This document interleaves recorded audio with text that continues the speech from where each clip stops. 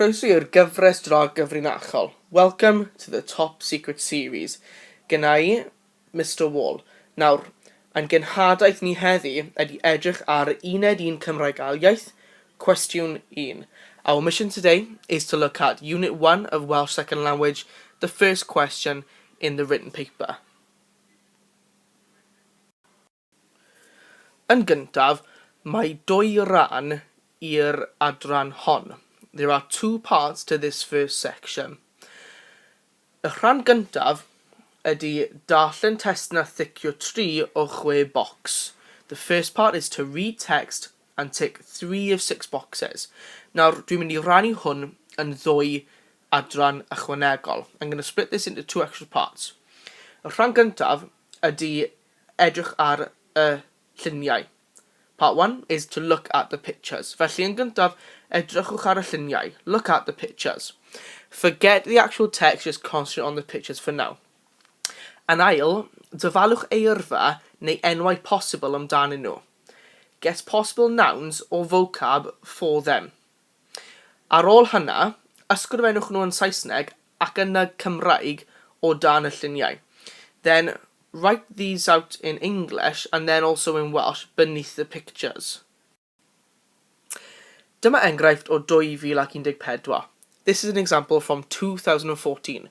Nawr, mae'r cyfarwyddiadau ar y top yn Gymraeg ac yn Saesneg. Felly mae'n dweud, ticiwch y 3 llun rydych chi'n ymweld â nhw dydd Sul. Tick 3 pictures of places you visit on Sunday. Now make sure you tick 3 and only 3. No minimum, no maximum. So, number 1, brainstorm ideas that these 6 pictures could be. Now, y llun gyntaf fan hyn. Well, stadiwm, game, rugby. Yr ail un, eglwys, church. Y trydydd un, castell, castle.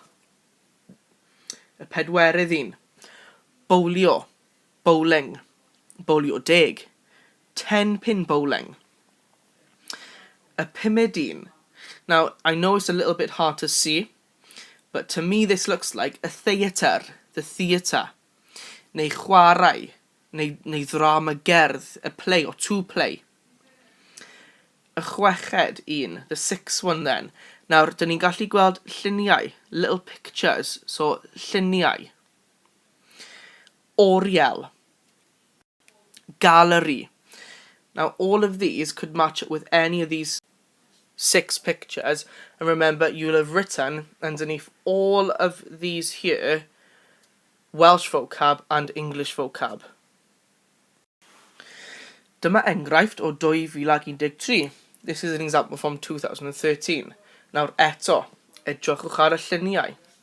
Ysgrifennwch yn Gymraeg ac yn Saesneg what you think each of these pictures could be. Felly, llun gyntaf, dyn ni'n gweld Asda yn y cefn Asda in the background.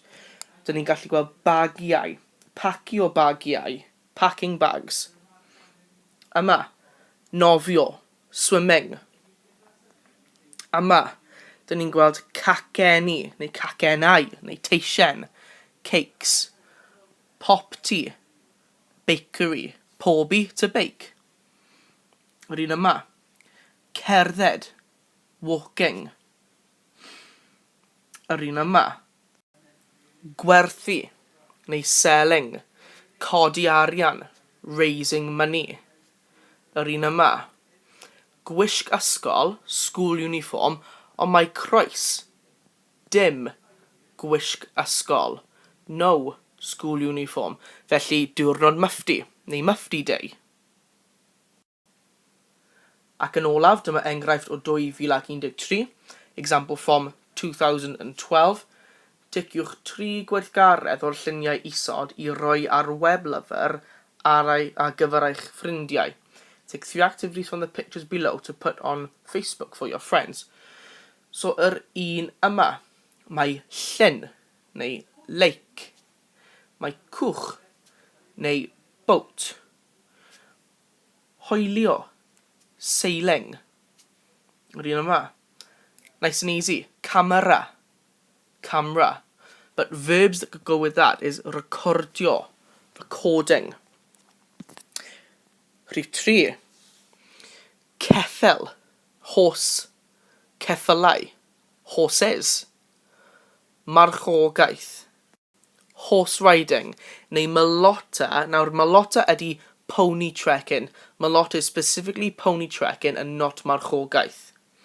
Yr un yma eto, nofio, swimming. Yr un yma, saethu, shooting.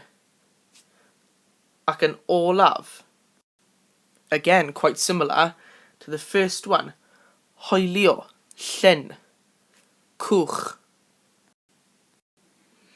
Felly, ar ôl I chi edrych ar y lluniau, after you've looked at the pictures and brainstormed words in Welsh and in English, then we edrych ar y testyn, look at the text. So, yn gyntaf, skimiwch a sganiwch, skim and scan. You don't need to be reading it fully, look for the words you've just found on the pictures in the text. Ydych geiriau'n matcho? Do your words match? Na?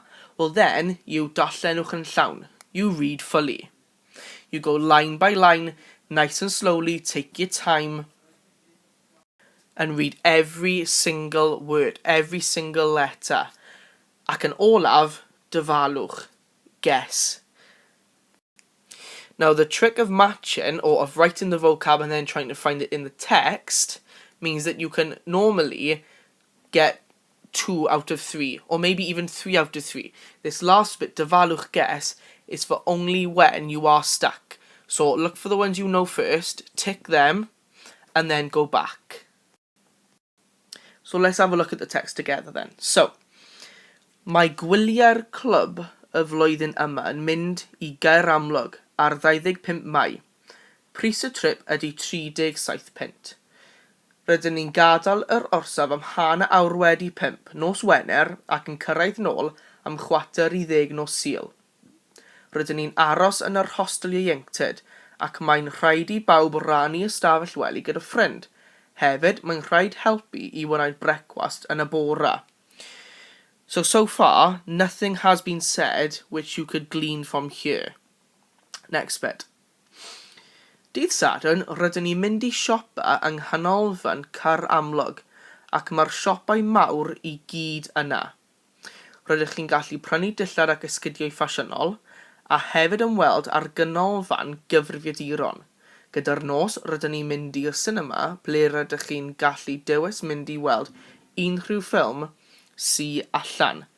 Now again, looking at these pictures, nothing has been said so far. Third one then. Dydd Sul am hanner wedi 10 rydyn ni'n mynd i'r gwasanaeth yn yr eglwys gadeiriol. Nawr, eglwys gadeiriol is a cathedral. Now, this looks like an eglwys gadeiriol. If you get rid of the word gadeiriol, you just have eglwys, which is church. So, you could take that. Ac wedyn, mynd allan I gael cinio a bowlio deg yn y ganolfan chwaraeon. Bowlio deg, bowlio. Tic. Ymweliad ar galeri lluniau enwog ydy'r peth olaf cyn gadael am hanner wedi 6. Galeri. Another word is oriel. Lluniau. Well, we said that we have these 3 little pictures. So tic. Felly, 2014 oedd yr eglwys gadeiriol, bowlio deg, a y galeri lluniau neu'r oriel. Nesaf te. So edrychwn ni ar y text gyda'n gilydd. Diwrnod codi arian at ganser plant. Rydyn ni, Tim Hughes ac Leri Phillips, yn trefnu diwrnod arbennig ar ddydd Sadwrn Awst 5 I godi arian at ward canser plant yn ysbyty Bryn Llywelyn. Rydyn ni eisiau eich help chi, os gwelwch yn dda. Rydyn ni'n trefnu 3 pheth ar gyfer y diwrnod. So this 3 pheth, 3 things, trefnu, arranging. We're arranging 3 things for that day. And already you know that you have to tick 3. Gweithgaredd. 1, 2, 3. So you could probably guess there's one of these in each of these. So let's have a look. Yn ystod y dydd, rydyn ni'n helpu pacio bagiau yn Asda. Here we go. Pacio bagiau yn Asda. Pacio bagiau Asdas. The rest of it, we don't even need to look at. Rhif 2. Hefyd, rydyn ni yn gwneud nofio noddedig yn y ganolfan hamdden. Nofio. Nofio. Noddedig is sponsored. So this, don't need it. Rhif 3. Mae stondin gwerthu teisiennau yn neuadd y dref hefyd. Teisien, South William word for cake. Up in north, you'd say cacen. Here we go. Dyma ni. Caceni. Teisienni. So, y lluniau oedd pacio bagiau, nofio, caceni, neu teisien. The rest of it, forget it, you don't need to know. Done. Ac yn 2013, 2012. Rydyn ni'n trefnu trip i ganolfan Antur Pen Llun ar ddydd Sadwrn, Mai 19. Mae'r bws yn gadael neuadd y dref am hanner wedi 7 y bore ac yn dod yn ôl erbyn 8:09 yn y nos. Mae eisiau chi ddod â dillad glaw ac esgidiau cerdded, achos rydyn ni'n gwneud llawer o weithgareddau tu allan. Yn y bore, rydyn ni'n defnyddio'r cyfrifiaduron yn y ganolfan Antur i ddysgu enwau'r adar sy'n byw wrth y llyn ac ar y mynydd wrth y ganolfan Antur. Hefyd, rydyn ni'n cael gwers ddringo ar y cyfrifiadur cyn cinio achos yn y prynawn, rydyn ni'n ddringo craig. So, any of these? Nothing yet. Amser cinio, rydyn ni'n cael picnic ar y mynydd ac wedyn am 5 o'r gloch, rydyn ni'n cael barbecue wrth lun glaslew. Yn ystod y dydd, rydych chi'n gallu dewis gwneud llawer iawn o wahanol bethau tu allan. Rydych chi'n gallu cynwio ar y llyn, cynwio, hoelio, llyn, cynweng, tic. Defnyddio'r camera fideo digidol, camera, recordio, tic. I wneud ffilm am yr adar a hefyd mewn cwch ar y llun. Mewn cwch ar y llun, tic, cwch, llun. So either of these two, really, for either first or the second part, and then the camera for the last bit. Forget about that, you've got your 3, move on. Felly, yr ail rhan, the second part of question 1, ydy ysgrifennu y nos bardunau, writing from prompts. So eto, 2 rhan i'r cwestiwn hwn. 2 parts to this question. Rhan 1, ysbardunau. Part 1, the prompts. Felly yn gyntaf, darllenwch yr eirfa, really important. Read the vocab. Mae'r wybodaeth yn dod o'r dan darllen blaenorol. The information comes from the previous reading piece. That's important. The only place you're going to get these answers, your sentences, are from the reading piece that you've just read. Bydd y brawddegau dy chi yn ei cynhyrchu yn dechrau gyda mae'r rhywbeth yn, sorry, that should be yn, neu dyn ni'n. The sentences you begin with, or you create, will begin with mae'r something and, so there's something is, or we something. Mae rhaid ymarfer ysgrifennu. You must practice writing. So, this is the 2014 example. Here is the information. You need to read it because it tells you exactly what you've got to do. Dyma'r wybodaeth sydd ei angen. Here's the information that is needed. Now, you'll notice that you've got 1, 2, 3, 4, 4 things first of all, a 2 fan hyn. Ysgrifennwch 2 beth, 2 more, so we got 6. Eto, ysgrifennwch 2 beth, 8. Ac yn olaf, pris y trip, 9. Now, this is the important bit. These question words, you need to be revising question words. Ble, where, pryd, when, faint o'r gloch, what time, beth, gwneud, do what. These are all things you need to be revising. So let's have a look. Gwylio'r clwbiau ieuenctid, ble. So where is the clwbiau ieuenctid going? Dyddiad, date. Tren yn gadael, train is leaving, faint o'r gloch, what time? Cyrraedd nôl, faint o'r gloch, what time are we getting back? So again, you're looking for an AM or a PM, or YB for AM in Welsh, or YH for PM in Welsh. Yn yr hostel ieuenctid, rhaid gwneud beth? In the hostel youth, in the youth hostel, got to do what things? There's two of them to find. Yn y ganolfan siopa, in the centre shopping, in the shopping centre, gwneud beth? Two things. Ac yn olaf, pris y trip, the price. So you're looking for a pound sign or a P sign.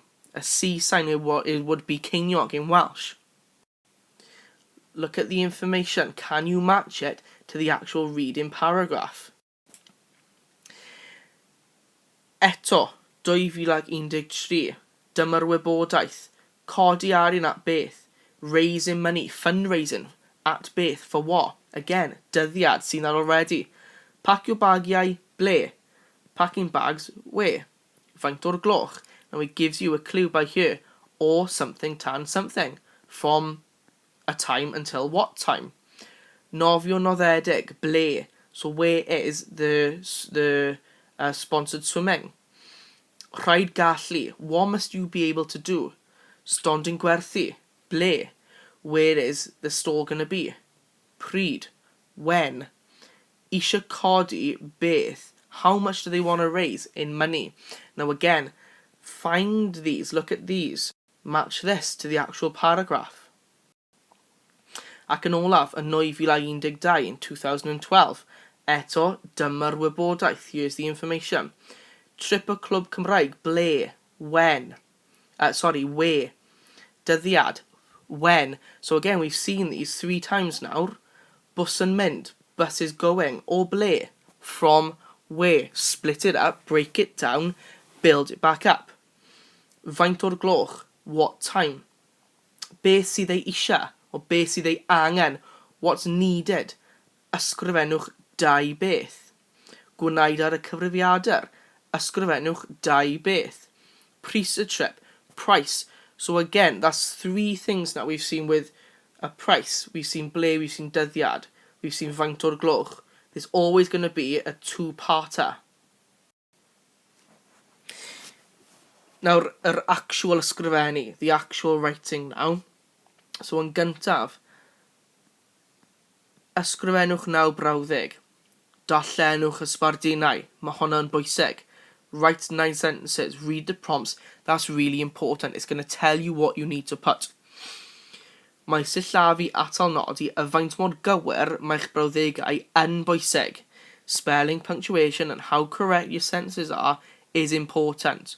So you write 9 sentences and you get hyd at 3 mark, up to 3 marks for your sillafu, atal nodi, a faint mor gywir mae'ch brawddegau chi. And that was how to do Uned 1 Cymraeg iaith, Cwestiwn 1. Use the tips presented in this video and you won't go far wrong. Pob luck. Good luck.